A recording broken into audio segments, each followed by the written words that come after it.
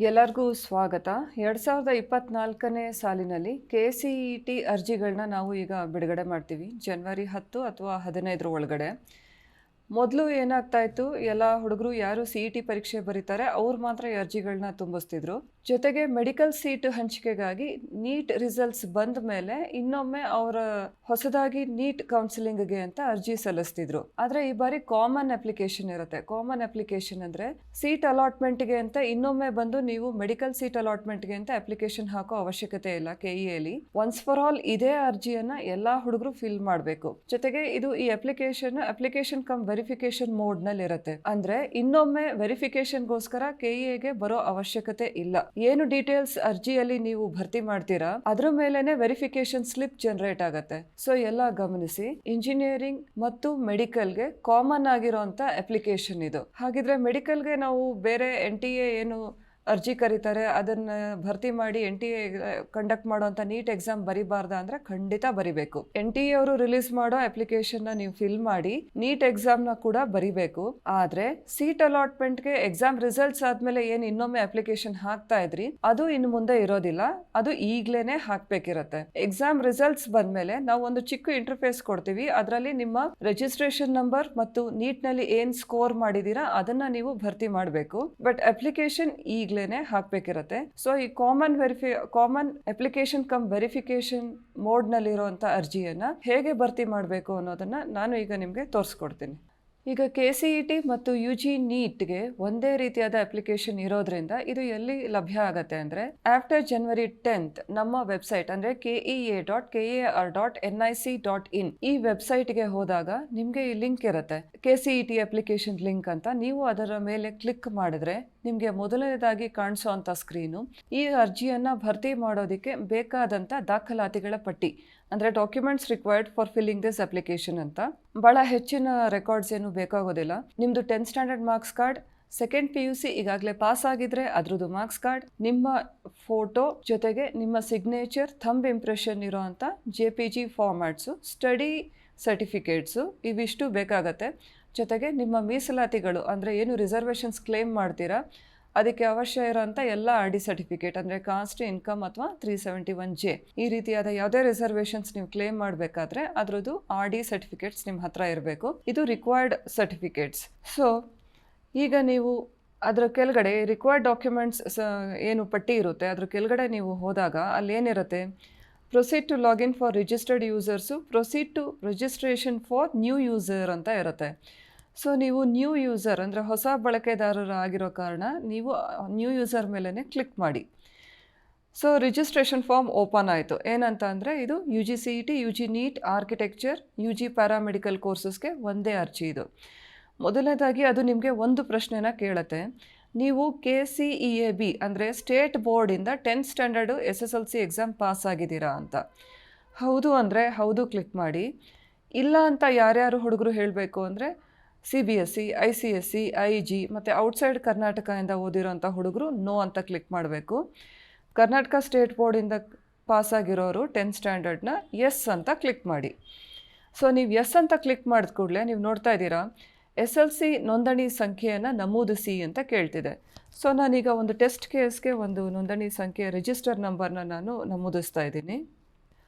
Okay, ಈ 10th standard registration number ಯಾವುದು ಅಂದರೆ ನಿಮ್ಮ 10th ಸ್ಟ್ಯಾಂಡರ್ಡ್ ಮಾರ್ಕ್ಸ್ ಕಾರ್ಡ್ನಲ್ಲಿ ಲೆಫ್ಟ್ ಹ್ಯಾಂಡ್ ಕಾರ್ನರಲ್ಲಿ ರಿಜಿಸ್ಟರ್ ನಂಬರ್ ಅಂತ ಇರುತ್ತೆ. ನಿಮಗೆ ಗೊತ್ತಾಗಲಿಲ್ಲ ಅಂದರೆ ಇಲ್ಲಿ ಒಂದಿದೆ ನೋಡಿ, where can I find my 10th SSLC register number ಅಂತ. ಅದ್ರ ಮೇಲೆ ಕ್ಲಿಕ್ ಮಾಡಿದರೆ ಇಲ್ಲಿ ಈ ಬ್ಲೂ ಕಲರ್ ಆಗಿ ಬೋಲ್ಡ್ ಆಗಿದೆ ಅಲ್ಲ, ರೆಡ್ ಕಲರ್ ಬಾಕ್ಸ್ ಹಾಕಿದ್ದಾರೆ. ಸೊ ಈ ಬ್ಲೂ ಕಲರ್ ಇರೋ ಅಂಥ ಜಾಗದಲ್ಲಿ ಏನು ನಿಮ್ಮ ರಿಜಿಸ್ಟರ್ ನಂಬರ್ ಇರುತ್ತೆ ಅದನ್ನು ನೀವು ನೋಟ್ ಮಾಡ್ಕೊಳ್ಳಿ. ನೋಟ್ ಮಾಡಿಕೊಂಡು ಇಲ್ಲಿ ನೀವು ಟೈಪ್ ಮಾಡಿ, ಅಕಸ್ಮಾತ್ ನಿಮ್ಗೆ ಗೊತ್ತಿಲ್ಲ ಅಂದರೆ. ಈಗ ನೀವು ವೆರಿಫೈ ಅಂತ ಕ್ಲಿಕ್ ಮಾಡಿ. ಓಕೆ, ನಿಮ್ಮದು ಇದು 10th ಸ್ಟ್ಯಾಂಡರ್ಡ್ ರಿಜಿಸ್ಟರ್ ನಂಬರ್ ಹಾಕಿದ ನಂತರ ವೆರಿಫೈ ಅಂತ ಕ್ಲಿಕ್ ಮಾಡಾದಮೇಲೆ SSLC ಮಾರ್ಕ್ಸ್ ಕಾರ್ಡ್ನಲ್ಲಿರುವಂತೆ ನಿಮ್ಮ ಹೆಸರನ್ನು ಸಿಸ್ಟಮ್ ಆಟೋ ಫೆಚ್ ಮಾಡುತ್ತೆ. ಇಲ್ಲಿ ನೀವು ನೋಡಬಹುದು ಪುನೀತ್ ಅಂತ ಕ್ಯಾಂಡಿಡೇಟ್ ಹೆಸರನ್ನು ಫೆಚ್ ಮಾಡಿದೆ. ಕ್ಯಾಂಡಿಡೇಟ್ ಹೆಸರೇ ಬರೆದಿಲ್ಲ, ಬಟ್ ಆದ್ರೂ ಅವನದು ಹೆಸರು, date of birth, gender, 10th standard ಯಾವ ವರ್ಷ ಪಾಸ್ ಆದ, ಅವ್ರ ತಂದೆ ಹೆಸರು, ಅವ್ರ ತಾಯಿ ಹೆಸರು, ಜೊತೆಗೆ ಅದ್ರ ಸ್ಯಾಟ್ಸ್ ನಂಬರ್ ಇದಿಷ್ಟೂ ಫೆಚ್ ಆಗಿಬಿಟ್ಟಿದೆ. ನೀವು ಇದನ್ನು ಯಾವುದನ್ನೇ ರೀತಿಯಲ್ಲಾಗಲಿ ತಿದ್ದುಪಡಿ ಮಾಡೋದಕ್ಕೆ ಇನ್ನೂ ಸಾಧ್ಯ ಇಲ್ಲ. ನೋಡಿ, ಅದು ರೆಡ್ ಬಟನ್ ಥರ ಬರ್ತಿದೆ. ಅಕಸ್ಮಾತು ನೀವು ಈ ಡೀಟೇಲ್ಸ್ನ ಗಮನಿಸಿ ನಿಮ್ಮ ಹೆಸರಲ್ಲಿ ಅಥವಾ ಇಲ್ಲಿರೋ ಯಾವುದೇ ಡೀಟೇಲ್ಸಲ್ಲಿ ತಪ್ಪಾಗಿದೆ ಅಂತ ಅನಿಸಿದಲ್ಲಿ 10th ಬೋರ್ಡ್ ಅಂದರೆ SSLC ಬೋರ್ಡ್ಗೆ ಹೋಗಿ ನೀವು ಅಲ್ಲೇ ಕರೆಕ್ಷನ್ಸ್ ಮಾಡಿಸ್ಬೇಕು. ಆವಾಗಷ್ಟೇ ಇಲ್ಲಿ ರಿಫ್ಲೆಕ್ಟ್ ಆಗುತ್ತೆ. ಇಲ್ಲಿ ಬಂದು ಅರ್ಜಿ ಕೊಟ್ಟಲ್ಲಿ ಅದು ರಿಫ್ಲೆಕ್ಟ್ ಆಗೋದಿಲ್ಲ.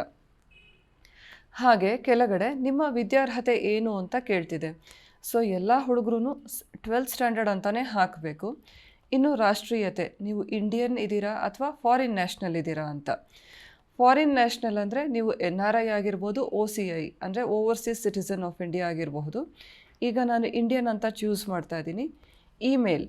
ಇಮೇಲ್ಗೆ ಬಂದಾಗ ನೀವು ಒಂದು ಕರೆಕ್ಟಾಗಿರುವಂಥ ನಿಮ್ಮ ಇಮೇಲ್ ID-ನ ಹಾಕಬೇಕು.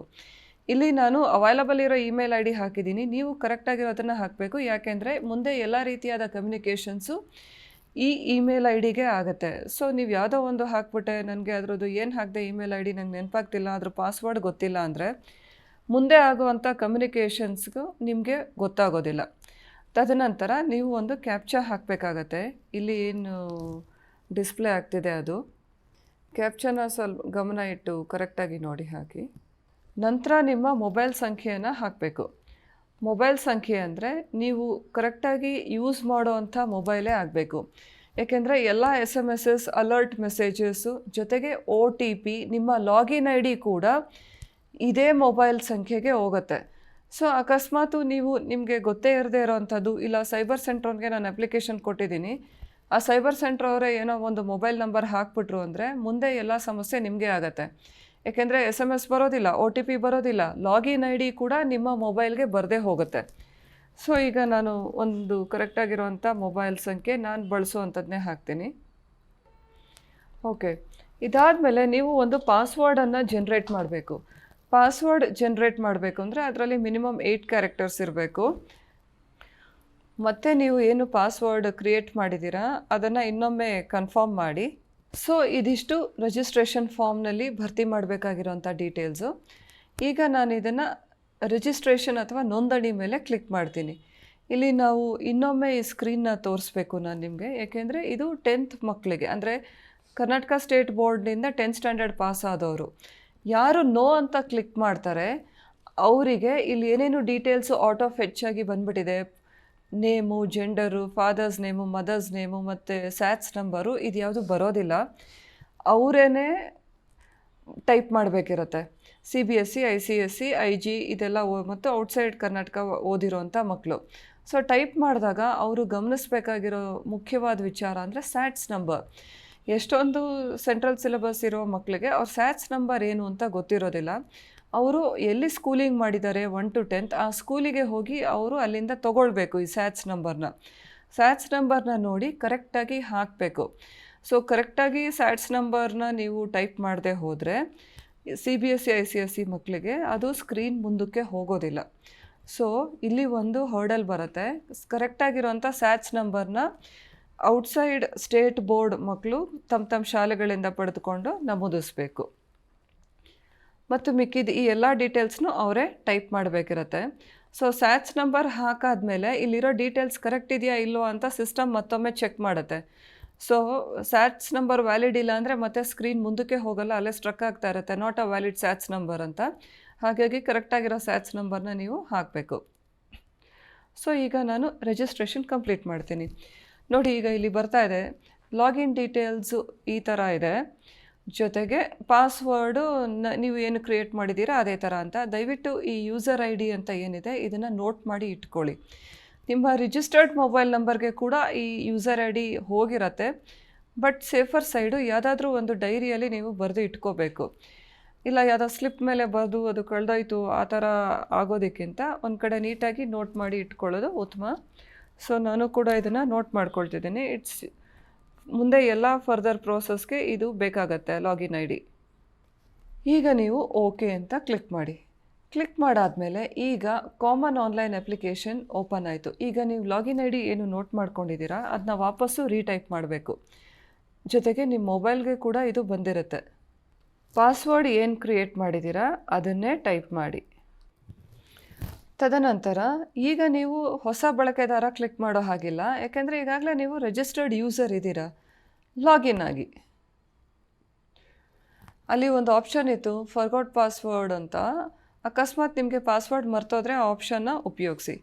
ಸೊ ಈಗ ನಿಮ್ಮ ರಿಜಿಸ್ಟರ್ ನಂಬರು, ನಿಮ್ಮ ಹೆಸರು ಎಲ್ಲನೂ ಬಂದ್ಬಿಟ್ಟಿದೆ. ನಿಮ್ಮ ಇಮೇಲ್ ಐ ಡಿ ಕೂಡ ಬಂದಿದೆ. ನೀವು ಸೆಲೆಕ್ಟ್ ಮಾಡಬೇಕಿರೋದು ನೀವು ಯಾವ ಜಿಲ್ಲೆಯವರು ಅಂತ. ಯಾವುದು ಜಿಲ್ಲೆ ಅಂತ ಜಿಲ್ಲೆಗಳದ್ದು ಲಿಸ್ಟ್ ಬರುತ್ತೆ.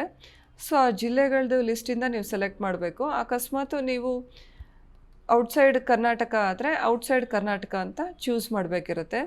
ನಿಮ್ಮದು ಅಡ್ರೆಸ್ ಒಂದನ್ನು ಹಾಕ್ಕೊಳ್ಳಿ. ವಿದ್ಯಾರ್ಹತೆ ಸೆಕೆಂಡ್ ಪಿ ಯುನೇ ಇರುತ್ತೆ. ನೀವು ರೆಸಿಡೆಂಟ್ ಅಥವಾ ನಾನ್ ರೆಸಿಡೆಂಟ್, ಎಲ್ಲ ಮಕ್ಕಳು ಸಾಮಾನ್ಯವಾಗಿ 95% ರೆಸಿಡೆಂಟ್ ಆಫ್ ಇಂಡಿಯಾನೇ ಆಗಿರ್ತಾರೆ. ಒಂದು 5% ಮಕ್ಕಳು ಮಾತ್ರ ನಾನ್ ರೆಸಿಡೆಂಟ್ ಇರ್ತಾರೆ. ಇನ್ನು ರಿಲಿಜನ್, ನಿಮ್ಮ ಧರ್ಮ ಏನಿದೆ ಅದನ್ನು ನಮೂದಿಸಿ. ಮದರ್ ಟಂಗ್, ನಿಮ್ಮ ಮಾತೃಭಾಷೆ ಏನಿದೆ ನಮೂದಿಸಿ. ಮೆಜಾರಿಟಿ ಎಲ್ಲ ಕನ್ನಡನೇ ಇರುತ್ತೆ. ಸ್ಯಾಟ್ಸ್ ನಂಬರ್ ಈಗಾಗಲೇ ಇದೆ, ಸ್ಟೇಟು ಇದೆ, ತಾಲೂಕನೂ ಇದೆ, ನ್ಯಾಷನಾಲಿಟಿ ಇದೆ. ಮತ್ತು ಈಗ ನಾವು ಇಂಡಿಯನ್ ಅಂತ ಚೂಸ್ ಮಾಡಿರೋದ್ರಿಂದ ಸೆಲೆಕ್ಟ್ ರೆಸಿಡೆಂಟ್ ಕಂಟ್ರಿ ಓಪನ್ ಆಗೋಲ್ಲ.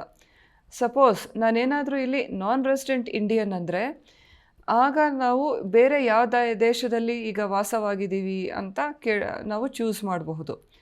ಸೊ ನಾನು ಇಂಡಿಯನ್ ಚೂಸ್ ಮಾಡ್ತೀನಿ, ರೆಸಿಡೆಂಟ್ ಆಫ್ ಇಂಡಿಯನ್ ಚೂಸ್ ಮಾಡ್ತಾ ಇದ್ದೀನಿ. ಹಾಗಾಗಿ ಇದು ಓಪನ್ ಆಗಲ್ಲ, ಯಾವುದು ಸೆಲೆಕ್ಟ್ ರೆಸಿಡೆಂಟ್ ಕಂಟ್ರಿ. ಅದಾದಮೇಲೆ ಯಾರು ಮಕ್ಕಳು ಕ್ರಿಶ್ಚಿಯನ್ ಇದ್ದಾರೆ ಅವರು ಸಬ್ಕಾಸ್ಟ್ನ ಕೂಡ ನಮೂದಿಸ್ಬೇಕು. ನಾನು ಹಿಂದೂ ಬದಲಾಗಿ ಕ್ರಿಶ್ಚಿಯನ್ ಓಪನ್ ಮಾಡ್ತೀನಿ, ಆಗ ಇದು ಓಪನ್ ಆಗುತ್ತೆ. ರೋಮನ್ ಕ್ಯಾಥಲಿಕ್ಕು ಅಥವಾ ಅದರ್ ಕ್ರಿಶ್ಚಿಯನ್ ಅಂತ. ಸೊ ಪ್ರತಿಯೊಂದು ಫೀಲ್ಡೂ ನೀವು ಕರೆಕ್ಟಾಗಿಯೇ ಚೂಸ್ ಮಾಡಬೇಕು. ಯಾಕಂದರೆ ಅದಕ್ಕೆ ಸಂಬಂಧಪಟ್ಟ ನೆಕ್ಸ್ಟ್ ಫೀಲ್ಡ್ ಮಾತ್ರ ಓಪನ್ ಆಗುತ್ತೆ, ಬೇರೆದು ಓಪನ್ ಆಗಲ್ಲ. ಇದನ್ನು ಸೇವ್ ಅಂತ ಕೊಡ್ತೀರಾ. ಓಕೆ, ಡಿಸ್ಟ್ರಿಕ್ಟ್ ನಾನು ಸೆಲೆಕ್ಟ್ ಮಾಡಿಲ್ಲ, ಹಾಗಾಗಿ ಅದು ಕೇಳ್ತಾ ಇದೆ. ಸೊ ಸೆಲೆಕ್ಟ್ ಡಿಸ್ಟ್ರಿಕ್ಟ್ ಅಂದರೆ ನಾನು ಬೀದರ್ ಅಂತ ಸೆಲೆಕ್ಟ್ ಮಾಡಿರ್ತೀನಿ. ಈಗ ನಾನು ಸೇವ್ ಅಂತ ಕಳಿಸ್ತೀನಿ. ಮತ್ತು ತಾಲೂಕ್ ನಾಟ್ ಸೆಲೆಕ್ಟೆಡ್ ಅಂತ ಬರ್ತಿದೆ.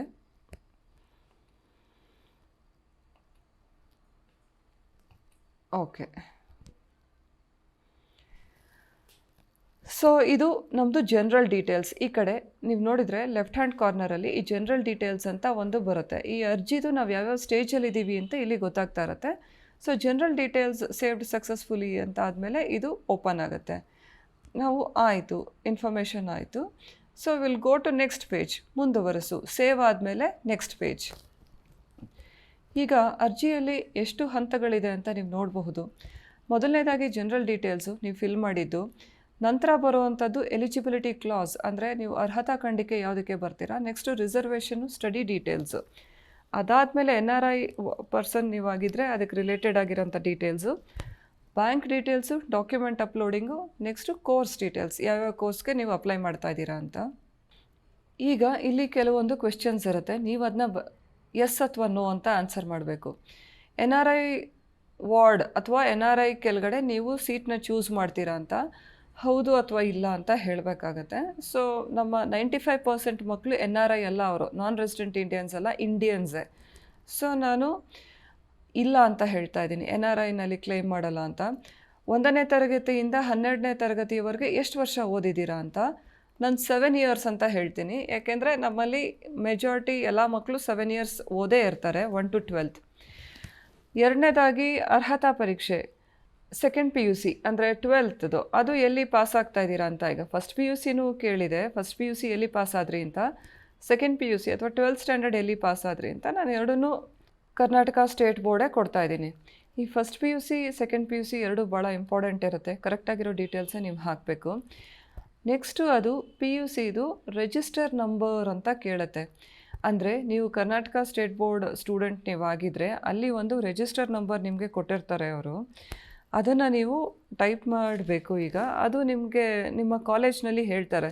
ನಿಮ್ಮ ಪ್ರಾಕ್ಟಿಕಲ್ಸ್ ಎಕ್ಸಾಮ್ ಬರೆಯುವಾಗ್ಲೂ ನಿಮಗೆ ಈ ರಿಜಿಸ್ಟರ್ ಗೊತ್ತಿರುತ್ತೆ, ಮತ್ತು ಮೊದಲನೇ ಫಸ್ಟ್ PUC ಎಕ್ಸಾಮ್ ಬರೆಯುವಾಗಲೂ ನಿಮಗೆ ಈ ನಂಬರ್ ಗೊತ್ತಿರುತ್ತೆ. ಆದ್ರೂ 10th ರಿಜಿಸ್ಟರ್ ನಂಬರ್ ಬೇರೆ ಇದೆ, PUC ರಿಜಿಸ್ಟರ್ ನಂಬರ್ ಬೇರೆ ಇದೆ. ಅದನ್ನು ನೋಡಿ ನೀವು ಕರೆಕ್ಟಾಗಿ ಫಿಲ್ ಮಾಡಿ. ಮತ್ತು ಯಾವ ವರ್ಷ ನೀವು ಸೆಕೆಂಡ್ PUC ಪಾಸ್ ಆದ್ರಿ, 23ಯಲ್ಲಿ ಪಾಸ್ ಆದ್ರಾ. ಓಕೆ, ನಾನು ಎಂಟ್ರ್ ಮಾಡಿದ್ದು it's not a valid number ಅಂತ ಹೇಳ್ತಾ ಇದೆ. ಸೊ ಕರೆಕ್ಟಾಗಿರೋ ನಂಬರೇ ಎಂಟ್ರ್ ಮಾಡಬೇಕು ನೀವು. ಯಾವ ವರ್ಷ ನೀವು ಸೆಕೆಂಡ್ PUC ಪಾಸ್ ಆಗಿದ್ದೀರಾ, ನೋಡಿ, ರಿಜಿಸ್ಟರ್ ನಂಬರ್ ನೀವು ತಪ್ಪು ಹಾಕಿದ್ರೆ PU data not found as per your register number and year of completion ಅಂತ ಹೇಳ್ತಿದೆ. ಸೊ ಕರೆಕ್ಟಾಗಿರೋ ರಿಜಿಸ್ಟರ್ ನಂಬರ್ ನೀವು ಹಾಕೋದು ಭಾಳ ಮುಖ್ಯ ಇರುತ್ತೆ. ಸೊ ನೀವು ಕರೆಕ್ಟಾಗಿರೋ ನಂಬರ್ಸ್ನ ನೀವು ಹಾಕಬೇಕು. ಯಾಕೆಂದರೆ ಇದು ಅಪ್ಲಿಕೇಶನ್ ಕಮ್ ವೆರಿಫಿಕೇಷನ್ ಮೋಡ್ನಲ್ಲಿ ಇರೋವಂಥ ಅರ್ಜಿ. ನೀವೇನೇ ಡೀಟೇಲ್ಸ್ ಹಾಕ್ತಿದ್ರು ಅದು ಸರಿ ಅಥವಾ ತಪ್ಪು ಅಂತ ನಿಮಗೆ ಅಲ್ಲೇ ಹೇಳ್ತಿರತ್ತೆ. ಏಕೆಂದರೆ ಈ ಅಪ್ಲಿಕೇಶನ್ ಆದಮೇಲೆ ಆ ವೆರಿಫಿಕೇಷನ್ ಸ್ಲಿಪ್ ಕೂಡ ಜನ್ರೇಟ್ ಆಗುತ್ತೆ ನಿಮ್ಮ ರಿಸಲ್ಟ್ಸ್ ಬಂದ ಕೂಡಲೇ. ಸೊ ಹಾಗಾಗಿ ಕರೆಕ್ಟಾಗಿರೋ ಡೀಟೇಲ್ಸ್ ನೀವು ಹಾಕಬೇಕು. ಆಮೇಲೆ ನೀವು ವ್ಯಾಸಂಗ ಮಾಡಿರುವ ಶಾಲೆಯ ವಿವರ, ಅಂದರೆ ಕರ್ನಾಟಕದ ಸರ್ಕಾರಿ ಶಾಲೆಯಲ್ಲಿ ಮಾಡಿದ್ದೀರಾ, ವ್ಯಾಸಂಗ ಮಾಡಿದ್ದೀರಾ, ಅಥವಾ ಗೌರ್ಮೆಂಟ್ ಆಫ್ ಇಂಡಿಯಾದು ಶಾಲೆಯಲ್ಲಿ ವ್ಯಾಸಂಗ ಮಾಡಿದ್ದೀರಾ. ಗೌರ್ಮೆಂಟ್ ಆಫ್ ಇಂಡಿಯಾ ಅಂದರೆ ಕೇಂದ್ರೀಯ ವಿದ್ಯಾಲಯ, ಈ ಥರದಂಥ ಶಾಲೆಗಳು, ಪ್ರೈವೇಟು ಅಥವಾ ಏಡೆಡ್ ಕಾಲೇಜು, ಎಲ್ಲಿ ವಿದ್ಯಾಭ್ಯಾಸ ಮಾಡಿದ್ದೀರಾ. ನಾನು ಸದ್ಯಕ್ಕೆ ಗೌರ್ಮೆಂಟ್ ಆಫ್ ಕರ್ನಾಟಕ ಅಂತ ನಾನು ಹಾಕಿದ್ದೀನಿ. ಜೊತೆಗೆ ನೀವು ಹಿಂದಿನ ವರ್ಷದಲ್ಲಿ CET ನೀಟ್ ನಾಟಾ ಪರೀಕ್ಷೆಗಳಿಗೆ ಹಾಜರಾಗಿದ್ದೀರಾ ಅಂತ. ಕೆಲವರು ಹೋದ ವರ್ಷವೂ ಬರೆದಿರ್ತಾರೆ, ಆದರೂ ಹೋದ ವರ್ಷವೂ ಬರೆದಿರ್ತಾರೆ. ನಾನು ಹೌದು ಅಂತ ಈಗ ಇಲ್ಲ ಅಂತ ಹಾಕ್ತಿದ್ದೀನಿ. ಸಪೋಸ್ ನಾನು ಹೌದು ಅದರಲ್ಲಿ ನಾನು ಲಾಸ್ಟ್ ಇಯರ್ ಏನು ನಂದು CET ಹಾಲ್ ಟಿಕೆಟ್ನಲ್ಲಿ ನಂಬರ್ ಇತ್ತು, CET ನಂಬರ್ ಇತ್ತು, ಅದನ್ನು ನಾನು ಇಲ್ಲಿ ಎಂಟ್ರಿ ಮಾಡಬೇಕು. ಈಗ ಇಲ್ಲ ಅಂದಿರೋದ್ರಿಂದ ಇದು ಓಪನ್ ಆಗ್ತಾಯಿಲ್ಲ. ಎಸ್ ಅಂದರೆ ಅಲ್ಲಿ ನಾನು ಈ ನಂಬರ್ನ ನಾನು ಎಂಟ್ರಿ ಮಾಡಬೇಕಿರುತ್ತೆ. ನೋಡಿ, ಈಗ ಇಲ್ಲ ಅಂತ ಹಾಕ್ತಾಯಿದ್ದೀನಿ. So it want allow you to enter any number. Next ಇದು ನೀವು ಎಸ್ ಅಂತ ಹಾಕಿದರೆ ಬರಿಬೇಕಿರುತ್ತೆ ಹಾಜರಾದ ವರ್ಷ. ಜೊತೆಗೆ ನೀವು CET ನೀಟ್ ನಾಟಾ ಅಡಿಯಲ್ಲಿ ಸೀಟ್ ಪಡೆದು ಕಾಲೇಜ್ಗೆ ವರದಿ ಮಾಡ್ಕೊಂಡಿದ್ದೀರಾ, ಇದು ಕೂಡ ಇದಕ್ಕೆ ರಿಲೇಟೆಡು. ಲಾಸ್ಟ್ ಇಯರ್ CETಯಲ್ಲಿ ಎಕ್ಸಾಮ್ ನೀವು ಬರೆದಿದ್ರೆ ಏನು ನಿಮ್ಮ CET ನಂಬರ್ ಆಗಿತ್ತು, ಯಾವಾಗ ನೀವು ಅಪಿಯರ್ ಆಗಿದ್ರಿ, ಕಾಲೇಜ್ಗೆ ರಿಪೋರ್ಟ್ ಆಗಿದ್ರಾ ಅಂತ ನೀವು ಹೌದು ಇಲ್ಲ ಹೇಳಬೇಕಾಗತ್ತೆ. ಇದು ಹೌದು ಅಂತ ಬರೆದ್ರೆ ಮಾತ್ರ ಇವೆಲ್ಲ ಸ್ಕ್ರೀನ್ಸ್ ಓಪನ್ ಆಗುತ್ತೆ, ಇಲ್ಲ ಅಂದರೆ ಇಲ್ಲ. ಸೊ ನೆಕ್ಸ್ಟು ಇದೆಲ್ಲದ್ರ ಮೇಲೆ ನಿಮ್ಮ ಅರ್ಹತಾ ಖಂಡಿಕೆ ಅದರಷ್ಟು ಕದೇ ಜನ್ರೇಟ್ ಆಗಿದೆ. It's class A. ನೀವು ಕ್ಲಾಸ್ ಎ ಕ್ಯಾಂಡಿಡೇಟ್ ಅಂತ.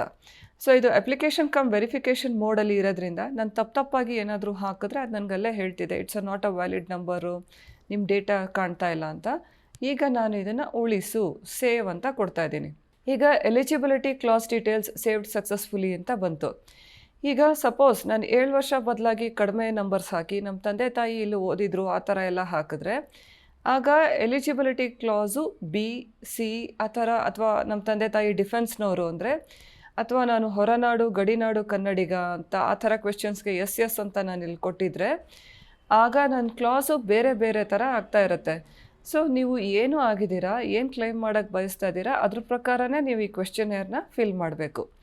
ಈಗ eligibility class details saved successfully ಅಂತ ಬರ್ತಾ ಇದೆ. ನಾನು ಆಯಿತು, ವಿಲ್ ಕ್ಲೋಸ್ ಇಟ್. ಈಗ ಮುಂದುವರೆಸು, ನೆಕ್ಸ್ಟ್ ಪೇಜ್ಗೆ ಹೋಗೋಣ ಅಂತ. ಸೊ ಎಲಿಜಿಬಿಲಿಟಿ ಕ್ಲಾಸ್ ಡೀಟೇಲ್ಸ್ನ ನಾವು ಪೂರ್ಣ ಮಾಡಿದ್ದೀವಿ. ನೆಕ್ಸ್ಟ್ ಸ್ಕ್ರೀನ್ ರಿಸರ್ವೇಷನ್ಗೆ ಹೋಗ್ತಿದೆ. ಸೊ ರಿಸರ್ವೇಷನ್ಸ್ ಅಂದರೆ ನೀವು ಕ್ಯಾಸ್ಟು, ಇನ್ಕಮ್ಮು ಅಥವಾ 371J ಏನು ಕ್ಲೈಮ್ ಮಾಡ್ತಿದ್ದೀರಾ ಅದಷ್ಟೇ ಅಲ್ಲದೆ ಬೇರೆ ಆದಂಥ ರಿಸರ್ವೇಷನ್ಸು ಇರುತ್ತೆ. ರಿಲಿಜಿಯಸ್ ಲಿಂಗ್ವಿಸ್ಟಿಕ್ ಮೈನಾರಿಟಿ ಅಂದರೆ ನೀವು ಧಾರ್ಮಿಕ ಅಥವಾ ಭಾಷಾ ಅಲ್ಪಸಂಖ್ಯಾತರ ಅಂತ. ಜೊತೆಗೆ ಇಲ್ಲಿ ಒಂದೊಂದಾಗಿ ನೀವು ಹೋಗ್ಬೋದು. GM ಹೊರತುಪಡಿಸಿ ಬೇರೆ ಅದನ್ನು ಕ್ಲೈಮ್ ಮಾಡ್ತಿದ್ದೀರಾ ಅಂದರೆ ನಾನು ಇಲ್ಲ ಅಂತ ಹಾಕಿದ್ದೀನಿ. ಈಗ ಹೌದು ಅಂತ ಹಾಕಿದಲ್ಲಿ ಅದು ನನಗೆ ಹೇಳುತ್ತೆ ನಿಮ್ಮ RD ಸರ್ಟಿಫಿಕೇಟನ್ನು ನೀವು ಎಂಟ್ರ್ ಮಾಡಿ ಅಂತ. ಹೇಗೆ ಎಂಟ್ರ್ ಮಾಡಬೇಕು ಅಂತಲೂ ಕೊಟ್ಟಿದ್ದಾರೆ ನೋಡಿ, ಎಕ್ಸಾಂಪಲ್ ಅಂತ ಕೊಟ್ಬಿಟ್ಟು RD 1 2 3 ಈ ಥರ ಕೊಟ್ಟಿದ್ದಾರೆ. ಸೊ ಈ ನಮೂನೆಯಲ್ಲೇ ನೀವು ಭರ್ತಿ ಮಾಡಬೇಕು ನಂಬರ್. ಅಂದರೆ ಇಲ್ಲೇನು RD 1 2 3 4 5 6 7 8 ಆ ಥರ RD ಅಂತ ಸ್ಟಾರ್ಟಿಂಗ್ ಇದ್ದು ಆಮೇಲೆ ನಂಬರ್ಸ್ ಇದೆ ಅದೇ ಥರ. ಅದಾದಮೇಲೆ ನೀವು ಚೆಕ್ ಅಂತ ಕೊಡಬೇಕಾಗತ್ತೆ. ಸೊ ಒಂದು RD ಸರ್ಟಿಫಿಕೇಟ್ ನಂಬರು ನಾನು ಎಂಟ್ರಿ ಮಾಡ್ತೀನಿ. ಈಗ RD 00381914400029. ಈಗ ನಾನು ಅದನ್ನು ಚೆಕ್ ಅಂತ ಹೇಳಬೇಕಾಗತ್ತೆ. Category certificate validated and rejected ಅಂತ ಬರ್ತಿದೆ. ಈಗ ಕ್ಯಾಟಗರಿ ಸರ್ಟಿಫಿಕೇಟ್ ವ್ಯಾಲಿಡೇಟೆಡ್ ಅಂದರೆ ಆ ರೀತಿಯಾದ ಸರ್ಟಿಫಿಕೇಟು ಇದೆ, ಆದರೆ ನೀವು ಹೇಳಿರೋ ಹೆಸರಿಗೆ ಅದು ಮ್ಯಾಚ್ ಆಗ್ತಾ ಇಲ್ಲ ಅಂತ, ಅದಕ್ಕೆ ರಿಜೆಕ್ಟ್ ಆಗಿದೆ ಅದು. ಸೊ ರಿಜೆಕ್ಟ್ ಆಯಿತು ಅಂದರೆ ಅರ್ಥ ನೀವು ಆ ರಿಸರ್ವೇಷನ್ನ ಕ್ಲೇಮ್ ಮಾಡೋದಕ್ಕೆ ಬರಲ್ಲ ಅಂತ. ಸೊ ಹಾಗಾಗಿ ಈಗ ನಾನು GM ಅಂತ ಮಾಡ್ತೀನಿ. ಈಗ ಚೆಕ್ ಮಾಡಿ ಏನಾಯಿತು, RD ಸರ್ಟಿಫಿಕೇಟ್ ನಾನು ಏನು ಹಾಕ್ತೆ ಅದರಲ್ಲಿ ಹೆಸರು ಮಂಜುನಾಥ್ ನರಸಿಂಹಯ್ಯ ಗೌರಮ್ಮ ಅಂತ ಬರ್ತಾ ಇದೆ. ಆದರೆ ನೀವು ನೋಡ್ದಂಗೆ ನಮ್ಮಲ್ಲಿ ಕ್ಯಾಂಡಿಡೇಟು ಪುನೀತ್ ಅಂತ ಇದ್ದರು. ಸೊ ಹಾಗಾಗಿ ಅದು ರಿಜೆಕ್ಟ್ ಆಗೋಯ್ತು ಅಂತ. ಸೊ ಹಾಗಾಗಿ ನೀವು ಕರೆಕ್ಟಾಗಿರೋ ಆರ್ ಡಿ ಸರ್ಟಿಫಿಕೇಟ್ ನಂಬರ್ ಹಾಕಬೇಕು. ಕರೆಕ್ಟಾಗಿರೋ ಆರ್ ಡಿ ಸರ್ಟಿಫಿಕೇಟ್ ಅಂದರೆ ನಿಮ್ಮ ಹೆಸರು 10th ಸ್ಟ್ಯಾಂಡರ್ಡ್ ಮಾರ್ಕ್ಸ್ ಕಾರ್ಡಲ್ಲಿ ಏನು ನಿಮ್ಮ ಹೆಸರಿದೆ, ನಿಮ್ಮ ತಂದೆ ಹೆಸರಿದೆ, ನಿಮ್ಮ ತಾಯಿ ಹೆಸರು ಇದೆ, ಅದೇ ರೀತಿಯಾಗಿ ಅದೇ ಥರ ಸ್ಪೆಲ್ಲಿಂಗು ಅದೇ ಥರನೇ ಬರಬೇಕು ನಿಮ್ಮ ಆರ್ ಡಿ ಸರ್ಟಿಫಿಕೇಟಲ್ಲಿ. ಸಪೋಸ್ ನಿಮ್ಮ 10th ಸ್ಟ್ಯಾಂಡರ್ಡ್ ಮಾರ್ಕ್ಸ್ ಕಾರ್ಡಲ್ಲಿ ನಿಮ್ಮ ಹೆಸರು ಮಂಜುನಾಥ್ ತಳವಾರ್ ಎಸ್ ಅಂತ ಇದ್ದರೆ, ನೀವು ಆರ್ ಡಿ ಸರ್ಟಿಫಿಕೇಟಲ್ಲೂ ಕೂಡ ಮಂಜುನಾಥ್ ತಳವಾರ್ ಎಸ್ ಅಂತಲೇ ಮಾಡಬೇಕಿರುತ್ತೆ. ಅಲ್ಲಿ ಏನಾದರೂ ನೀವು ಮಂಜುನಾಥ್ ಟಿ ಎಸ್ ಅಂತ ಮಾಡಿಬಿಟ್ರೆ ಆಗ ಅದು ಮ್ಯಾಚ್ ಆಗೋದಿಲ್ಲ, ಎರಡೂ ಹೆಸರುಗಳು ಬೇರೆ ಬೇರೆ ಅಂತ. ಸೊ ಆರ್ ಡಿ ಸರ್ಟಿಫಿಕೇಟು ಒಂದು ಹೆಸರು ಕರೆಕ್ಟಾಗಿ ಮ್ಯಾಚ್ ಆಗಬೇಕು. ಅದು 10th ಸ್ಟ್ಯಾಂಡರ್ಡ್ ಮಾರ್ಕ್ಸ್ ಕಾರ್ಡ್ನಲ್ಲಿ ಯಾವ ಥರ ಹೆಸರಿದೆ ಅದೇ ಥರನೇ ಇರಬೇಕು. ಇನ್ನೊಂದು, ಅದರದ್ದು ವ್ಯಾಲಿಡಿಟಿ ಪೀರಿಯಡು ಎಕ್ಸ್ಪೈರ್ ಆಗಿರಬಾರ್ದು. ಈಗ ಪ್ರತಿಯೊಂದು ಆರ್ ಡಿ ಸರ್ಟಿಫಿಕೇಟ್ಗೂ ಅದರದ್ದು ವ್ಯಾಲಿಡಿಟಿ ಪೀರಿಯಡ್ ಇರುತ್ತೆ, 3 years 5 years ಅಂತ. 5 ವರ್ಷ ಅದು ಪೀರಿಯಡು ಎಕ್ಸ್ಪೈರ್ ಆಗಿರಬಾರ್ದು. SC ST ಕ್ಯಾಟಗರಿ 1 ಹುಡುಗರಿಗೆ ಮಾತ್ರ ಲೈಫ್ ಟೈಮ್ ಸರ್ಟಿಫಿಕೇಟ್ಸ್ ಇರುತ್ತೆ, ಮಿಕ್ಕವ್ರಿಗೆಲ್ಲ ಅದು ಎಕ್ಸ್ಪೈರಿ ಟೈಮ್ ಇರುತ್ತೆ. ಸೊ ವ್ಯಾಲಿಡ್ ಇದೆ ಮತ್ತು ನಿಮ್ಮ ಹೆಸರು ಅದರಲ್ಲಿ ಮ್ಯಾಚ್ ಆಗ್ತಾ ಇದೆ ಅಂತ ನೀವು ಗಮನಿಸ್ಕೊಳ್ಳಿ. ಸೊ ಇದು ಮ್ಯಾಚ್ ಆಗದೆ ಇರೋ ಕಾರಣ ನಾನು ಇದನ್ನು GM ಅಂತ ಮಾಡಿದ್ದೀನಿ. ಈಗ ನೀವು ಕ್ಲೇಮ್ ಮಾಡಬೇಕು ಅಂದರೆ ಅರ್ಥ, ಈ ಥರ ಹೀಗೆ ಮ್ಯಾಚ್ ಆಗ್ತಾ ಇಲ್ಲ ಅಂತ ಬರ್ತಿದೆ ಅಂದರೆ ನೀವು ಹೋಗಿ ಆರ್ ಡಿ ಸರ್ಟಿಫಿಕೇಟ್ನ ತಹಸೀಲ್ದಾರ್ ಆಫೀಸಲ್ಲಿ ತಿದ್ದಿಸಿ ಕರೆಕ್ಟಾಗಿ ಮಾಡಿಸಿ ನಂತರ ನೀವು ಇಲ್ಲಿ ನಂಬರ್ನ ಅಪ್ಲೋಡ್ ಮಾಡಬೇಕು. ನಿಮ್ಮ ಕುಟುಂಬದ ಆದಾಯ, ವಾರ್ಷಿಕ ಆದಾಯ 8 ಲಕ್ಷಕ್ಕಿಂತ ಕಡಿಮೆ ಇದ್ದಲ್ಲಿ ನೀವು ಇನ್ಕಮ್ ಇದನ್ನು ಕ್ಲೇಮ್ ಮಾಡ್ಬೋದು. ಅಕಸ್ಮಾತ್ ನಾನು 8 ಲಕ್ಷಕ್ಕಿಂತ ಕಡಿಮೆ ಇದೆ ಅಂದರೆ ನಾನು ಹೌದು ಅಂತ ಹೇಳಬೇಕು. ಹೌದು ಅಂತ ಹೇಳಿದ್ರೆ ಮತ್ತೆ ಅದು ಆರ್ ಡಿ ನಂಬರ್ ಕೇಳುತ್ತೆ. ಸೊ ನೀವು ಕರೆಕ್ಟಾಗಿರೋ ಆರ್ ಡಿ ನಂಬರ್ ಹಾಕಿ ಚೆಕ್ ಅಂತ ಕೊಡಬೇಕು. ಅದು ಮ್ಯಾಚ್ ಆದರೆ ಮಾತ್ರ ನಿಮಗೆ ಮುಂದಕ್ಕೆ ಹೋಗಿಬಿಡುತ್ತೆ, ಇಲ್ಲ ಅಂದರೆ ಇಲ್ಲ GM ಅಂತ ಹೇಳುತ್ತೆ. ಸೊ ಈಗ ನಾನು ಕರೆಕ್ಟಾಗಿರೋ ಆರ್ ಡಿ ನಂಬರ್ ಹಾಕೋಣ ಅಂತ ಅಲ್ಲಿ give it a try. C, ಇದೇ ನಂಬರ್ನ ನಾನು ಮತ್ತೆ ಎಂಟ್ರ್ ಮಾಡ್ತೀನಿ ಚೆಕ್ ಅಂತ. ಸೊ ಆವಾಗ ಇನ್ಕರೆಕ್ಟ್ ಇನ್ಪುಟ್ ಅಂತ ಬರ್ತಾ ಇದೆ. ಕರೆಕ್ಟಾಗಿರೋ ನಂಬರ್ನ ನೀವು ಹಾಕಬೇಕು. ನೀವು 371J ಕ್ಲೈಮ್ ಮಾಡೋರಾದರೆ ಹೌದು ಅಂತ ಹಾಕಿದ್ರೆ ಮತ್ತೆ ಅದು ನಿಮಗೆ ಆರ್ ಡಿ ನಂಬರ್ ಎಂಟ್ರಿ ಮಾಡಿ ಅಂತ ಕೇಳುತ್ತೆ. ಇಲ್ಲ ಅಂತ ಆದರೆ ಅದು ಕೇಳೋದಿಲ್ಲ. ಇಲ್ಲೂ ಅಷ್ಟೇ. ಆಮೇಲೆ ಇದು ರೂರಲ್ ರಿಸರ್ವೇಷನ್ಸ್ಗೆ ನೀವು 1ನೇ ತರಗತಿಯಿಂದ 10ನೇ ತರಗತಿವರೆಗೂ ಕರ್ನಾಟಕದ ಗ್ರಾಮೀಣ ಪ್ರದೇಶದಲ್ಲಿ ಓದಿದ್ದೀರಾ ಅಂತ ಕೇಳ್ತಿದೆ. ರೂರಲ್ ಏರಿಯಾಸು ಎಸ್ ಅಂತ ನೀವು ಕೊಡಬಹುದು ಅಥವಾ ನೋ ಅಂತಲೂ ಕೊಡ್ಬೋದು. ರೂರಲ್ ಏರಿಯಲ್ಲಿ ಓದಿದರೆ ಎಸ್ ಅಂತ ಕೊಡ್ಬೋದು, ಇಲ್ಲ ಅಂದರೆ ನೋ ಅಂತ ಕೊಡಬೇಕಾಗತ್ತೆ.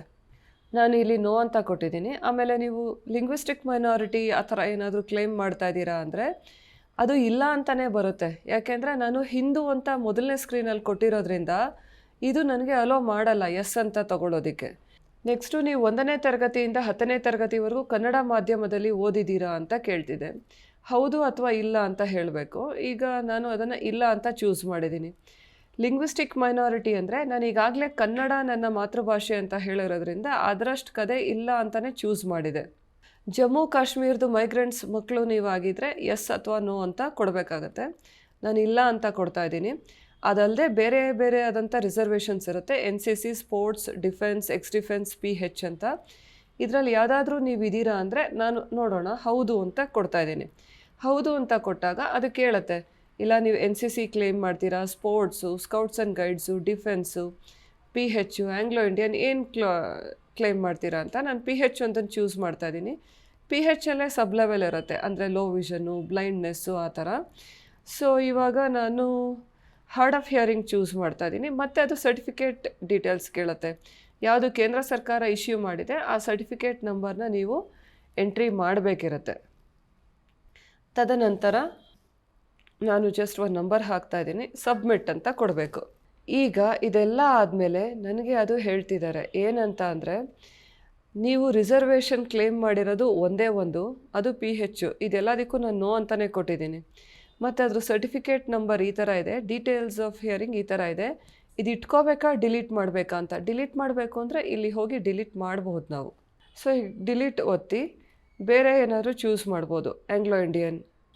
ಆಗ ಇದು ಈ ಥರ ಆಯಿತು. ಸೊ ನಿಮ್ಮ ರಿಸರ್ವೇಷನ್ಸ್ ಎಲ್ಲನೂ ನೀವು ದಯವಿಟ್ಟು ಗಮನಿಸಿ. It's a very crucial screen. ನೀವು ಏನೇನು ಬೇಕೋ ಅದಕ್ಕೆ ನೀವು ಎಸ್ ಅಂತ ಹಾಕ್ಕೊಳ್ಳಿ. ಹಾಕ್ಕೊಂಡಾದ್ಮೇಲೆ ಕರೆಕ್ಟಾಗಿರೋ ಆರ್ ಡಿ ನಂಬರ್ನ ಹಾಕಿ ಚೆಕ್ ಅಂತ ಕೊಡಿ. ಚೆಕ್ ಅಂತ ಕೊಟ್ಟಾಗ ಅದು ವೆರಿಫೈ ಆದರೆ ಇಲ್ಲೆಲ್ಲ ಏನು ಈ ಥರ ಹಿಂಗೆ ಟೇಬಲ್ ಇರುತ್ತಲ್ಲ ಅದರಲ್ಲೇ ತೋರಿಸುತ್ತೆ ನೀವು ಇಂತಿಂಥ ರಿಸರ್ವೇಷನ್ಸ್ ಕ್ಲೈಮ್ ಮಾಡಿದ್ದೀರಾ ಅಂತ. ಸೊ ಈಗ ನಾನು ಈ ಸ್ಕ್ರೀನ್ಗೆ ಉಳಿಸು ಅಂತ ಹೇಳ್ತಾ ಇದ್ದೀನಿ. So reservation and claims saved successfully. I am closing this, going to the next thing, ಮುಂದುವರಿಸು. ಈಗ ಸ್ಟಡಿ ಡೀಟೇಲ್ಸ್ ನೋಡಿ, ರಿಸರ್ವೇಷನ್ ಪಾರ್ಟ್ ಆಗೋಯ್ತು. Finally we have come to study details. Study ಡೀಟೇಲ್ಸಲ್ಲಿ ನೀವು ಯಾವ್ಯಾವುದು ತರಗತಿ ಯಾವ್ಯಾವ ವರ್ಷ ಎಲ್ಲೆಲ್ಲಿ ಪಾಸ್ ಆಗಿದ್ದೀರಾ ಅಂತ. ಸೊ ಮೊದಲನೇ ಫಸ್ಟ್ ಸ್ಟ್ಯಾಂಡರ್ಡು ನಾನು 2011ರಲ್ಲಿ ಕರ್ನಾಟಕ ಸ್ಟೇಟ್ ಬೋರ್ಡಿಂದ ಬೆಂಗಳೂರು ನಾರ್ತಿಂದ ಪಾಸ್ ಆಗಿದ್ದೀನಿ ಅಂತ ಹೇಳ್ತಿದ್ದೆ. ಜೊತೆಗೆ ಸ್ಕೂಲು ನಾನು ಈ ಥರ ಅಂತ ಹೇಳಿಬಿಟ್ಟೆ. ಸೊ ಇದು ಫಸ್ಟ್ ಸ್ಟ್ಯಾಂಡರ್ಡ್ದು ಆಯ್ತಲ್ವಾ. ನೀವು ನೋಡಿದ್ರೆ ನನ್ನ ಸ್ಯಾಟ್ಸ್ ನಂಬರಿಂದ ಈಗಾಗಲೇ ಒಂದಷ್ಟು ಡೀಟೇಲ್ಸ್ ಫೆಚ್ ಆಗಿಬಿಟ್ಟಿದೆ. 6th ಸ್ಟ್ಯಾಂಡರ್ಡ್ 7th ಸ್ಟ್ಯಾಂಡರ್ಡ್ ನಾನೇನು ಸ್ಯಾಟ್ಸ್ ನಂಬರ್ ಹಾಕಿದ್ದೆ ಅಲ್ಲಿಂದ 6th 12th ಡೀಟೇಲ್ಸ್ ಫೆಚ್ ಆಗಿದೆ. ಯಾವುದ್ಯಾವುದು ಫೆಚ್ ಆಗಿಲ್ಲ, ಫಸ್ಟ್ ಸ್ಟ್ಯಾಂಡರ್ಡಿಂದ 5ನೇ ತರಗತಿವರೆಗೂ, 1ನೇ ತರಗತಿಯಿಂದ 5ನೇ ತರಗತಿವರೆಗೂ ಡೀಟೇಲ್ಸ್ ಫೆಚ್ ಆಗಿಲ್ಲ. ಸೊ ಅಂಥದ್ದನ್ನು ಮಾತ್ರ ನಾನು ಆ್ಯಡ್ ಸ್ಟಡಿ ಡೀಟೇಲ್ಸ್ ಅಂತ ಹಾಕ್ತಾ ಹೋಗಬೇಕಾಗತ್ತೆ. ನೋಡಿ ಈಗ ಫಸ್ಟ್ ಸ್ಟ್ಯಾಂಡರ್ಡ್ದು ಬಂತು. ಬೇಡ ಅಂದರೆ ಡಿಲೀಟ್ ಕೂಡ ಮಾಡಬಹುದು. ಈಗಾಗಲೇ 6th ಇದೆ. ಸಪೋಸ್ ನಾನು ಇಲ್ಲಿ 6th ಕ್ಲೈಮ್ ಮಾಡೋಕ್ಕೆ ಸಾಧ್ಯ ಇಲ್ಲ, ಬರೀ 1 2 3 4 5 ಯಾವುದೂ ಇಲ್ಲಿಲ್ಲ, ಅದನ್ನಷ್ಟೇ ನಾನು ಮಾಡಬೇಕಿರುತ್ತೆ. ಈಗ 5th ಸ್ಟ್ಯಾಂಡರ್ಡ್ ಮಾಡ್ತಾಯಿದ್ದೀನಿ ನಾನು.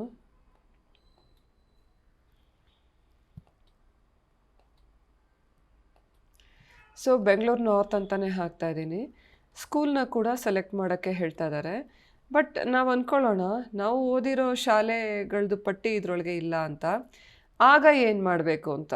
ನಾವು ಓದಿರೋದು ಶಾಲೆಗಳ ಪಟ್ಟಿ ಇಲ್ಲಿಲ್ಲ ಅಂತಂದರೆ ನೀವು ಕೆ ಎಗೆ ಒಂದು ಮೇಲ್ ಕಳಿಸ್ಬೇಕು, suppose if it's not there.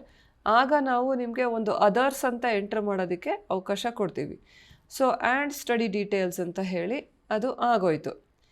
ಈಗ ನೆಕ್ಸ್ಟ್ ನೋಡಿ, total number of study years is 9 ಅಂತ ಬರ್ತಿದೆ.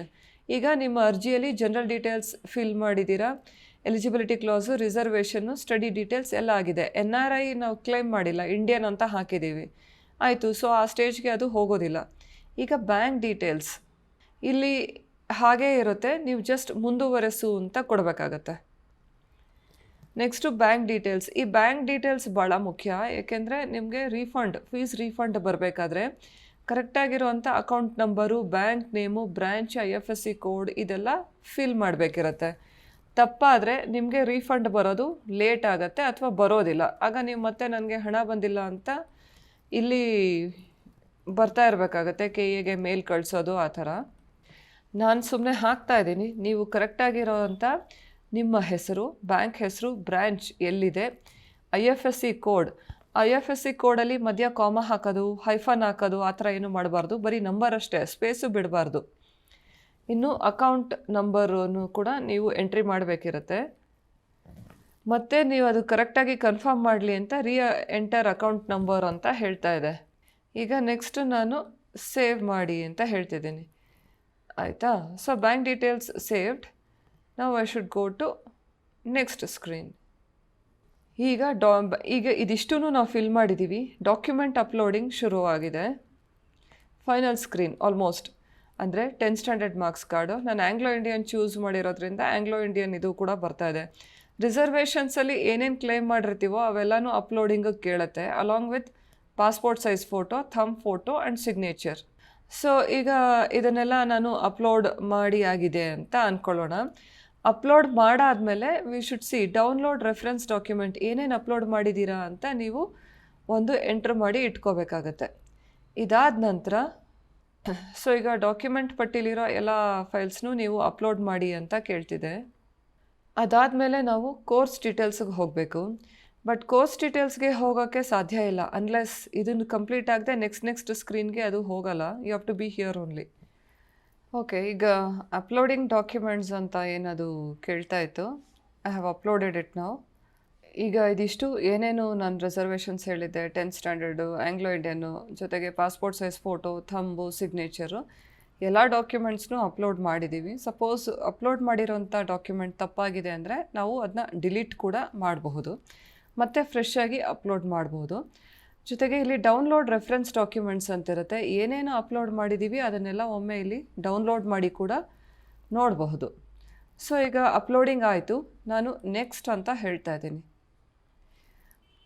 ಅಲ್ಲಿಗೆ ಡಾಕ್ಯುಮೆಂಟ್ ಅಪ್ಲೋಡ್ ಅಂದರೆ ನಾವು ಇಷ್ಟು ಏನು ಪಾರ್ಟ್ಸ್ ಇದೆ ಅರ್ಜಿಯ ವಿವರಗಳು ಅದನ್ನು ಕಂಪ್ಲೀಟ್ ಮಾಡಿದ್ದೀವಿ. General details, eligibility class, reservation, study details, NRI ward details, bank details and document uploading. ಈಗ ಭಾಳ ಪ್ರಮುಖವಾದದ್ದು ಕೋರ್ಸ್ ಡೀಟೇಲ್ಸ್. ಕೋರ್ಸ್ ಡೀಟೇಲ್ಸ್ ಅಂದರೆ UG CET, UG medical, UG paramedical ಅಂದರೆ BPO, BPT, AHS, UG architecture, NATA. ಇದು ಯಾವುದ್ಯಾವುದರಲ್ಲಿ ನೀವು admission ಬಯಸ್ತೀರಾ ಅಂತ. ನನ್ನ suggestion ಏನಿದೆ, CET, ನರ್ಸಿಂಗ್, ಮೆಡಿಕಲ್, ನಾಟಾ ಇದಿಷ್ಟೂ ಮ್ಯಾಂಡೇಟ್ರಿಯಾಗಿ ಎಲ್ಲರೂ ಚೂಸ್ ಮಾಡೋದು ಒಳ್ಳೆಯದು. ಈಗ ಬರೀ CETನ ಮಾತ್ರ ನೀವು ಈಗ ಚೂಸ್ ಮಾಡಿದ್ರೆ ನೀವು ಅಂದ್ಕೊಳ್ತಾ ಇರ್ಬೋದು, ನಾನು ನಾಟಾ ಏನೋ ನಾನು ನಾಟಾ ಸಪ್ರೇಟ್ ಬರಿತಿದ್ದೀನಿ, ನೀಟ್ ಸಪ್ರೇಟ್ ಬರಿತಿದ್ದೀನಿ, ಸೊ ಇಲ್ಲಿ ಏನು ಚೂಸ್ ಮಾಡೋ ಅವಶ್ಯಕತೆ ಇಲ್ಲ ಅಂತ. ಈಗಾಗಲೇ ಹೇಳಿರೋ ಥರ ಇದು ಬರೀ CET, ಎಂಜಿನಿಯರಿಂಗ್, ನರ್ಸಿಂಗ್, ವೆಟರ್ನರಿ ಇದಕ್ಕೆ ಮಾತ್ರ ಎಕ್ಸಾಮ್ ಬರೆಯೋದಕ್ಕೆ ಇರುವಂಥ ಅಪ್ಲಿಕೇಶನ್ ಅಷ್ಟೇ ಅಲ್ಲ, ಡಾಕ್ಯುಮೆಂಟ್ ವೆರಿಫಿಕೇಷನ್ನು ಮತ್ತು ಸೀಟ್ ಅಲಾಟ್ಮೆಂಟ್ ಕೂಡ ಈ ಅಪ್ಲಿಕೇಶನ್ ಮೂಲಕನೇ ಆಗತ್ತೆ. ಸೊ ಹಾಗಾಗಿ ಯಾರ್ಯಾರು ಮೆಡಿಕಲ್ ಸೀಟ್ ಅಲಾಟ್ಮೆಂಟಲ್ಲಿ ಭಾಗವಹಿಸಬೇಕು ಅಂತಿದ್ದಾರೆ ಅವರು ಕೂಡ ಸೆಲೆಕ್ಟ್ ಮಾಡಬೇಕು. ಇದು ಎಕ್ಸಾಮ್ ಬರೆಯೋದಕ್ಕೆ ಅಲ್ಲ, ಸೀಟ್ ಅಲಾಟ್ಮೆಂಟಿಗೆ. ಇದು CET ಎಂಜಿನಿಯರಿಂಗು ಎಕ್ಸಾಮ್ ಬರೆಯೋದಕ್ಕೆ ಮತ್ತು ಸೀಟ್ ಅಲಾಟ್ಮೆಂಟ್ ಎರಡಕ್ಕೂ. Engineering, nursing, veterinary, okay AYUSH ಇಲ್ಲಿದೆ, it should have come here, agriculture, pharmacy. ಜೊತೆಗೆ ನಾಟಾ ಹುಡುಗರು ಕೂಡ ಇಲ್ಲಿ ಸೆಲೆಕ್ಟ್ ಮಾಡಬೇಕಂದ್ರೆ ನಾಟಾ ಟೆಸ್ಟ್ ಬರಿಬೇಕು ಅವರು, ಬಟ್ ಸೀಟ್ ಅಲಾಟ್ಮೆಂಟ್ಗೋಸ್ಕರ ಇಲ್ಲಿ ಸೆಲೆಕ್ಟ್ ಮಾಡಬೇಕು. ಯಾರ್ಯಾರು ಪ್ಯಾರಾಮೆಡಿಕಲ್ ಕೋರ್ಸಸಲ್ಲಿ ಇಂಟ್ರೆಸ್ಟೆಡ್ ಇದ್ದಾರೆ ಅವರು ಕೂಡ UG ಪ್ಯಾರಾಮೆಡಿಕಲ್ ಇಷ್ಟನ್ನು ಸೆಲೆಕ್ಟ್ ಮಾಡಬಹುದು. ನನ್ನ ಅಡ್ವೈಸು, ಎಷ್ಟೊಂದೂ ಸೆಲೆಕ್ಟ್ ಮಾಡಿದ್ರೂ ಒಂದು ಸಿಂಗಲ್ ಫೀಸೇ ಇರೋದ್ರಿಂದ ನೀವು ಎಲ್ಲನೂ ಚೂಸ್ ಮಾಡೋದು ಮುಂದೆ ನಿಮ್ಮ ಸೇಫ್ಟಿ ಸೇಕಿಗೆ ಒಳ್ಳೆಯದು. ಅಂದರೆ ಮುಂದೆ ನೀವು ನಾಟಾ ಬರಿಬೋದು, ನೀಟ್ ಬರಿಬೋದು, ಅಕಸ್ಮಾತ್ ಪ್ಯಾರಾಮೆಡಿಕಲ್ ಕೋರ್ಸಸಲ್ಲಿ ಭಾಗವಹಿಸಬೇಕು ಅಂತ ಡಿಸೈಡ್ ಮಾಡಬಹುದು. ಸೊ ಹಾಗಾಗಿ ಎಲ್ಲನೂ ಈಗಲೇ ಚೂಸ್ ಮಾಡ್ಕೊಳ್ಳಿ, ಆಗ ಸೀಟ್ ಅಲಾಟ್ಮೆಂಟ್ ಸಮಯದಲ್ಲಿ ನಿಮಗೆ ಸಮಸ್ಯೆ ಇರೋದಿಲ್ಲ. Please choose all. ಅದಾದಮೇಲೆ ಈಗ ನಾವು ಅಪ್ಲೈ ಅಂತ ಹೇಳಬೇಕು. ಇದಿಷ್ಟು ಚೂಸ್ ಮಾಡಾದಮೇಲೆ ಅಪ್ಲೈ ಅಂತ ಅದು ಹೇಳ್ತಿದೆ, ನೀವಿಷ್ಟು ಕೋರ್ಸಸ್ ಸೆಲೆಕ್ಟ್ ಮಾಡಿದ್ದೀರಾ ಅಂತ. ಬಟ್ ಅಪ್ಲಿಕೇಶನ್ ಫೀಸ್ ಮಾತ್ರ ಯಾವಾಗಲೂ ಸಿಂಗಲ್ ಆಗೇ ಬರುತ್ತೆ. ಇಲ್ಲಿ ನಾವು ಟೆಸ್ಟ್ ಚೆಕ್ಗೆ ಅಂತ ₹1 ಅಂತ ಹಾಕಿದ್ದೀವಿ. ಇಲ್ಲಾಂದರೆ ಸಾಮಾನ್ಯ CET ಅಪ್ಲಿಕೇಶನ್ ಫೀಸ್ ಎಷ್ಟಿರುತ್ತೆ, ನೀವು ಇಷ್ಟು ಸೆಲೆಕ್ಟ್ ಮಾಡಿದ್ರೂ ಅದು ಅಪ್ಲಿಕೇಶನ್ ಫೀಸ್ ಒಂದೇ ಇರುತ್ತೆ. ಈಗ ನಾನು CET ಅಂತ ಸೆಲೆಕ್ಟ್ ಮಾಡಿರೋದ್ರಿಂದ ಎಕ್ಸಾಮ್ ಸೆಂಟ್ರನ್ನ ನಾನು ಚೂಸ್ ಮಾಡಬೇಕಿರುತ್ತೆ. ಅದಕ್ಕೂ ಮೊದಲು ಯಾರ್ಯಾರು CET ಸೆಲೆಕ್ಟ್ ಮಾಡ್ತಾರೆ ಅವರಲ್ಲಿ ಯಾರಾದರೂ ಅಗ್ರಿಕಲ್ಚರಿಸ್ಟ್ ಕೋಟಾದವರಾಗಿದ್ದರೆ ಎಸ್ ಅಂತ ಹೇಳಬೇಕು, ಮತ್ತು ಪ್ರಾಕ್ಟಿಕಲ್ ಎಕ್ಸಾಮ್ನ ಎಲ್ಲಿ ಬರಿತೀವಿ ಅಂತ ಚೂಸ್ ಮಾಡಬೇಕು. ಎಷ್ಟೊಂದು ಹುಡುಗರು ಏನು ಹೇಳ್ತಾರೆ, CET ಎಲ್ಲ ಮುಗಿದ್ಮೇಲೆ ಸೀಟ್ ಅಲಾಟ್ಮೆಂಟ್ ಟೈಮಲ್ಲಿ, ನಾವು ಅಗ್ರಿಕಲ್ಚರಿಸ್ಟ್ ಕೋಟಾ ಅಂದರೆ ನಾವು ಅದರೊಳಗೆ ಬರ್ತಿದ್ವಿ ರೈತ ಕುಟುಂಬಕ್ಕೆ, ಬಟ್ ನಾನು ಅಪ್ಲಿಕೇಶನಲ್ಲಿ ಹಾಕಿಲ್ಲ ಅಂತ. ಸೊ ಅಪ್ಲಿಕೇಶನಲ್ಲಿ ಹಾಕದೇ ಇರೋ ಕ್ಲೇಮ್ಸ್ನ ಪರಿಗಣಿಸೋದಕ್ಕೆ ಬರೋದಿಲ್ಲ. ಹಾಗಾಗಿ ನೀವು ಅಗ್ರಿಕಲ್ಚರಿಸ್ಟ್ ಕೋಟಾಗೆ ಸೇರಿದರೆ ದಯವಿಟ್ಟು ಈಗಲೇ ಎಸ್ ಅಂತ ಹಾಕಿ. ಇನ್ನು CET ಎಕ್ಸಾಮ್ ಬರೆಯೋದಕ್ಕೆ ನೀವು ಯಾವ ಜಿಲ್ಲೆ ಅಥವಾ ತಾಲೂಕಿನಿಂದ ಬರೆಯೋಕ್ಕೆ ಇಷ್ಟಪಡ್ತಿದ್ದೀರಿ ಅಂತ. ಈಗ ನಾನು ಬೆಂಗಳೂರು ಸೌತ್ ಹೇಳ್ತಾ ಇದ್ದೀನಿ, 2 ಸೆಂಟರ್ಸ್ ಹೇಳಬೇಕು ನೀವು. ಬೆಂಗಳೂರು ಸೌತು, ಬಾಗಲಕೋಟೆ ಅಂತ ನಾನು ಚೂಸ್ ಮಾಡಿದ್ದೀನಿ. ಬಟ್ ನೀವೇನು ಮಾಡಬೇಕು, ಪರೀಕ್ಷೆ ಎಲ್ಲಿ ಬರೀತೀರಾ ಅದು ಫಸ್ಟ್ ಪ್ರಯಾರಿಟಿ ಆಗಿರಬೇಕು ಬೆಂಗಳೂರು ಸೌತು. ಸಪೋಸ್ ಅಲ್ಲಿ ನಿಮಗೆ ಎಕ್ಸಾಮ್ ಸೆಂಟ್ರು ಸಿಕ್ಕಿಲ್ಲ ಅಂದರೆ ಅದ್ರ ನಿಯರೆಸ್ಟ್ ಪ್ಲೇಸ್ ಚೂಸ್ ಮಾಡಬೇಕು. ಸೊ ಬೆಂಗಳೂರು ಸೌತ್ಗೆ ಬಾಗಲಕೋಟೆ ನಿಯರೆಸ್ಟ್ ಪ್ಲೇಸ್ ಅಲ್ಲ, ನಾನು ಚಿಕ್ಕಬಳ್ಳಾಪುರನ ಚೂಸ್ ಮಾಡ್ತೀನಿ. ಈಗ ಎಲ್ಲ ಸೆಲೆಕ್ಟ್ ಆದಮೇಲೆ ಖಚಿತಪಡಿಸಿ ಅಂತ ಇದೆ, ನಾನು ಆಯಿತು ಖಚಿತಪಡಿಸಿ ಆಯಿತು, submit. Okay, so document upload ನಾನು ಮಾಡಾಯಿತು, ಇಷ್ಟೂ ನಾನು ಕಂಪ್ಲೀಟ್ ಮಾಡಾಗಿದೆ. ಈಗೇನಿದ್ರು ಫೀಸ್ ಈಗ ಮುಂದುವರೆಸು, ನೆಕ್ಸ್ಟ್ ಪೇಜ್ಗೆ ನಾನು ಹೋಗಬೇಕು. ಈಗೇನಿದ್ರು ಫೀಸ್ ಪೇಮೆಂಟ್ ಅಷ್ಟೇ ಬಾಕಿ ಇದೆ. ನೋಡಿ, ನೀವು ಈ ಫೀಸ್ ಪೇಮೆಂಟ್ಗೆ ಬಂದಾದಮೇಲೆ ಹಳೇದನ್ನು ಯಾವುದನ್ನು ಎಡಿಟ್ ಮಾಡೋದಕ್ಕೆ ಬರಲ್ಲ. ಈ ಕೋರ್ಸ್ ಡೀಟೇಲ್ಸ್ವರೆಗೂ ನೀವು ವಾಪಸ್ ಹೋಗಿ ಎಡಿಟ್ ಮಾಡಬಹುದು. ಬಟ್ ಒಂದು ಸತಿ ಪೇಮೆಂಟ್ ಸ್ಕ್ರೀನ್ಗೆ ಬಂದಮೇಲೆ ಮತ್ತು ಹಳೇದನ್ನು ಹೋಗಿ ಎಡಿಟ್ ಮಾಡೋಕ್ಕೆ ಬರೋಲ್ಲ. ಸೊ ದಯವಿಟ್ಟು ಕೋರ್ಸ್ ಡೀಟೇಲ್ಸ್ ನೀವು ಫಿಲ್ ಮಾಡಿದಾಗ ಎಲ್ಲ ಸ್ಕ್ರೀನ್ಸ್ನು ಇನ್ನೊಮ್ಮೆ ಇಲ್ಲಿ ಹೇಗಿದ್ರು ಕ್ಲಿಕ್ ಮಾಡಿದ್ರೆ ಮತ್ತೆ ಅದು ಓಪನ್ ಆಗ್ತಾ ಹೋಗುತ್ತೆ. ನೀವು ಅಲ್ಲಿ ಕ್ಲಿಕ್ ಮಾಡಿ ಇನ್ನೊಮ್ಮೆ ವೆರಿಫೈ ಮಾಡಿ ಎಲ್ಲ ಕರೆಕ್ಟ್ ಇದೆ ಅಂದಮೇಲೆ ನೀವು ಈ ಪೇಮೆಂಟಿಗೆ ಬರಬೇಕಿರುತ್ತೆ. ಈಗ candidate name, application number, reference ಬರ್ತಿದೆ, ₹4 ಬಂತು. ಈಗ ನಾನು ಪೇ ನೌ ಅಂತ ಕೊಡ್ತಾ ಇದ್ದೀನಿ. This is the last thing. So pay now ಅಂದಾಗ ಎಷ್ಟೊಂದು ಆಪ್ಷನ್ಸ್ ಇದೆ. ಕ್ರೆಡಿಟ್ ಕಾರ್ಡಿಂದ, ಡೆಬಿಟ್ ಕಾರ್ಡಿಂದ, ಇಂಟರ್ನೆಟ್ ಬ್ಯಾಂಕಿಂಗಿಂದ, QR ಕೋಡಿಂದ, ಭೀಮ್ UPIಯಿಂದ ಯಾವುದರಿಂದ ಬೇಕಾದರೂ ನಾವು ಪೇಮೆಂಟ್ ಮಾಡಬಹುದು. ಸೊ ಡೆಬಿಟ್ ಕಾರ್ಡ್ ಕೊಟ್ಟರೆ ನೀವು ಡೆಬಿಟ್ ಕಾರ್ಡ್ ಡೀಟೇಲ್ಸ್ ನೀವು ಹಾಕಬೇಕು, ಇಲ್ಲ QR ಕೋಡ್ ಸ್ಕ್ಯಾನ್ ಮಾಡಿ ಕೂಡ ನೀವು ಪೇಮೆಂಟ್ ಮಾಡಬಹುದು. ನಿಮಗೆ ಯಾವುದು ಈಸಿ ಇರುತ್ತೆ ಅದ್ರ ಮೂಲಕ ನೀವು ಪೇಮೆಂಟ್ ಮಾಡಿ. ಮೇಕ್ ಪೇಮೆಂಟ್ ಅಂತ ಕೊಟ್ಟು ಪೇಮೆಂಟ್ನ ಕಂಪ್ಲೀಟ್ ಮಾಡಿ. ಸೊ ಈಗ click here to print final application ಅಂತಿರುತ್ತೆ. ನೀವು ಇದ್ರ ಮೇಲೆ ಕ್ಲಿಕ್ ಮಾಡಿ. ಇಲ್ಲಿ ಫೈನಲ್ ಅಂತ ಬರದೆ ಡ್ರಾಫ್ಟ್ ಅಂತ ಬಂದರೆ ಯಾವುದೋ ಒಂದು ಸ್ಟೇಜು ಇನ್ಕಂಪ್ಲೀಟ್ ಆಗೋಯಿತು, ಇಲ್ಲ ಪೇಮೆಂಟ್ ಆಗಲಿಲ್ಲ ಅಂತ. ನಾನೀಗ ಕ್ಲಿಕ್ ಮಾಡಿದಾಗ ಇಲ್ಲಿ ಒಂದಷ್ಟು ಡಾಕ್ಯುಮೆಂಟ್ಸ್ ಲಿಸ್ಟ್ ಓಪನ್ ಆಯಿತು ಈ ಡೌನ್ಲೋಡ್ಸಲ್ಲಿ. ಸೊ ಇಲ್ಲಿ ನೀವು ಓಪನ್ ಮಾಡಿಕೊಂಡು ಅದನ್ನ ಪ್ರಿಂಟ್ ಮಾಡಿ ಇಟ್ಕೊಳ್ಬೇಕು. ಇಲ್ಲಿಗೆ ನಿಮ್ಮ ಅಪ್ಲಿಕೇಶನ್ ಕಂಪ್ಲೀಟ್ ಆಯಿತು. ಸೊ ಇದು ನಿಮ್ಮದು ಅಪ್ಲಿಕೇಶನ್ ಕಮ್ ವೆರಿಫಿಕೇಷನ್ ಮೋಡಲ್ಲಿ ಇರುವಂಥದ್ದು. ಇನ್ನೊಮ್ಮೆ ವೆರಿಫಿಕೇಷನ್ಗೆ KEAಗೆ ಬರೋ ಅವಶ್ಯಕತೆ ಇಲ್ಲ. ಎಲ್ಲ ಡೀಟೇಲ್ಸು ಕರೆಕ್ಟ್ ಆದರೆ ಇದ್ರ ಮೂಲಕನೇ ವೆರಿಫಿಕೇಷನ್ ಆಗಿಬಿಡುತ್ತೆ. ಈ ರೀತಿಯಾಗಿ ನೀವು ಅರ್ಜಿ ತುಂಬಿಸೋದು ಬಹಳ ಉತ್ತಮ. ನೀವು ಬೇಕಿದ್ರೆ ನಿಮ್ಮ ಲೆಕ್ಚರರ್ಸ್ ಮಾರ್ಗದರ್ಶನವನ್ನು ನೀವು ತೊಗೊಳ್ಬಹುದು. ನಿಮ್ಮ ಕಾಲೇಜ್ನಲ್ಲಿರೋ ಲೆಕ್ಚರರ್ಸ್ಗೆ ಕೂಡ ಈ ಅರ್ಜಿಯನ್ನು ತುಂಬಿಸೋದಕ್ಕೆ ಒಂದು ಟ್ರೈನಿಂಗ್ ಆಗಿರುತ್ತೆ. ಸೊ ಹಾಗಾಗಿ ಎಲ್ಲರಿಗೂ ಬೆಸ್ಟ್ ಆಫ್ ಲಕ್.